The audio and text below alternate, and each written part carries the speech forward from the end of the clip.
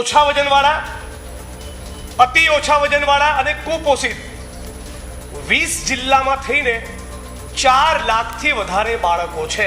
રાજ્યના માનનીય મુખ્યમંત્રીશ્રીને વિનંતી કરી છે કે દાદાનું બુલડોઝર જેમ બધે ફરે છે એમ કુપોષણ ઉપર પણ ફરી મળે અને ગુજરાતના, દેશના, દુનિયાના પબ્લિક હેલ્થના, ન્યુટ્રિશનના કેટલાક તજજ્ઞોને, એક્સપર્ટ્સને ગુજરાતની સરકારે કન્સલ્ટ કરી આપણું ગુજરાત એ કુપોષણ મુક્ત બને એનો સંકલ્પ કરવો જોઈએ. ડૉક્ટર બાબા સાહેબ આંબેડકરના ઐતિહાસિક મહાડ સત્યાગ્રહને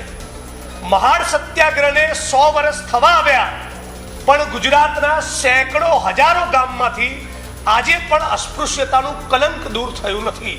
મારા દ્વારા પૂછવામાં આવેલું હતું કે ગીર સોમનાથ જિલ્લા અને જુનાગઢ જિલ્લામાં કુપોષિત પીડાતા બાળકોની સંખ્યા કેટલી, ત્યારે મને જવાબ દેવામાં આવેલો હતો કે 5189 ગીર સોમનાથ જિલ્લામાં અને જુનાગઢ જિલ્લામાં 5102.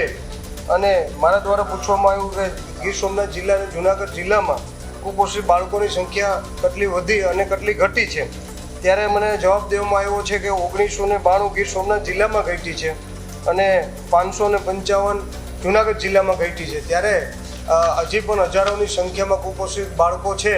અમારી તમામ માહિતીથી અપડેટ રહેવા માટે જોડાયેલા રહો S9 ન્યૂઝ સાથે.